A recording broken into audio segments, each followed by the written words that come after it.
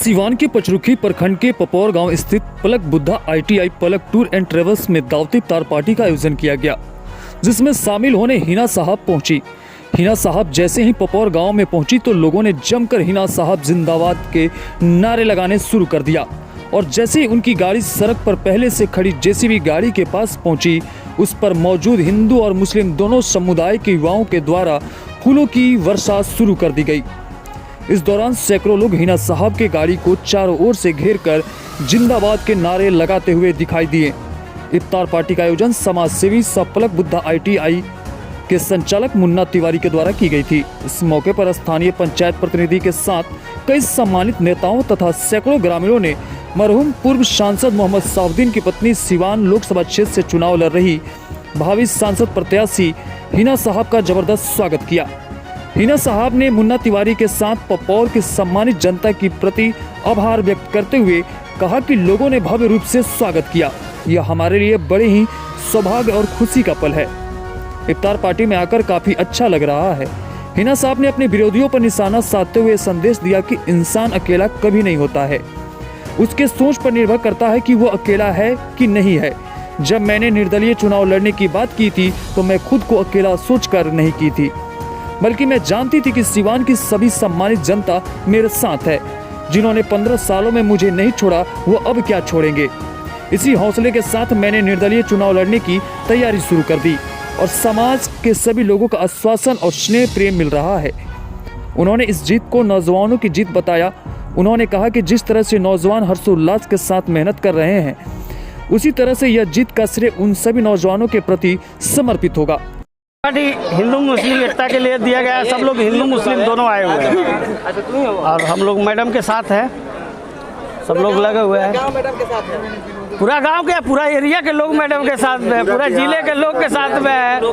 अभी सारे लोग आएंगे। इफ्तार पार्टी के माध्यम से क्या संदेश देना चाहेंगे सिवानवासियों को? इफ्तार पार्टी सब लोग का एकता का प्रतीक है। जैसे आगे भी कौम सब लोग मिल के रहे और आगे भी मैडम के साथ हम तो चाहेंगे कि मैडम फिर जीते और फिर इसी तरह मेरे पास आए और हम लोग स्वागत कर सके। अब मुन्ना जी जिस तरह से इंतज़ाम किए हुए थे, इतना भव्य स्वागत किए उन्होंने, मैं तहे दिल से उन्हें बधाई देती हूँ। और इतने बड़े संख्या में जो यहाँ पर पपौर के सभी जनता यहाँ पे पहुँची हुई थी, उनको भी मैं बहुत बहुत धन्यवाद देती हूँ। और इतना बड़ा इफ्तार पार्टी हुआ, बहुत अच्छा लगा हम लोगों को यहाँ आकर। और मैं सभी बड़े बुजुर्ग और सभी नौजवान, सभी यहाँ पर जितने भी लोग इकट्ठे हुए थे, सभी को मैं प्रणाम करती हूँ। मैम, जो लोग समझते हैं कि हिना साहब अकेली हैं, उनके लिए क्या मैसेज देना चाहेंगे कि पूरी सिवान की जनता और पूरे बिहार की जनता आपके साथ होगी? देखिए, इंसान अकेला कभी नहीं होता है। उसके सोच पे निर्भर करता है कि वो अकेला है या नहीं है। जब मैं इंडिपेंडेंट की बात की थी तो मैं ये अकेला समझकर नहीं की थी।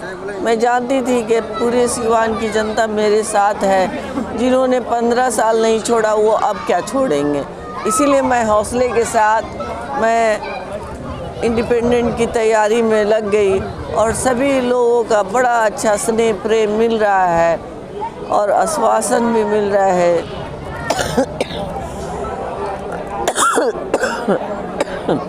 ये जीत हम नौजवानों के जीत होगी। जिस तरह से नौजवान हर्षोल्लास के साथ मेहनत कर रहे हैं, ये श्रेय उनको जाता है। काफ़ी हर्ष उल्लास के साथ हमारे मुन्ना बाबू के द्वारा मैडम का भव्य स्वागत किया गया। गंगा जमुना का तहजीज इसे ही कहते हैं, जो सभी धर्मों के लोग यहाँ इकट्ठे हुए हैं। आपसी सौहार्द प्रेम के साथ रोजा का त्यौहार चल रहा है और इफ्तार पार्टी का आयोजन हमारे मुन्ना जी के द्वारा किया गया है। बड़ी हर्षोल्लास के साथ मैडम का स्वागत मुन्ना जी के द्वारा किया गया और यहाँ के जनता के द्वारा भी किया गया। और यहाँ की जनता का यह उत्साह बता रहा है कि हिना मैडम को जीत का माला यहाँ की जनता पहना चुकी है। कहा जाता है कि ब्राह्मण जिसको आशीर्वाद देते उसे कोई नहीं रोक सकता। जिस तरह से पूरा ब्राह्मण समाज एकजुट हो गया है, क्या लगता है जीत? निश्चित रूप से ब्राह्मण समाज ने एक मैडम को आशीर्वाद दे चुका है और जो मुख से निकलता है ब्राह्मण के मुंह से वह पूरा होकर आता है। मैं 100% यह दावे के साथ कह रही हूँ कि हमारे समाज के लोगों ने आशीर्वाद दे चुका है और मैडम को केवल जीत का माला पहनाना है। ठीक।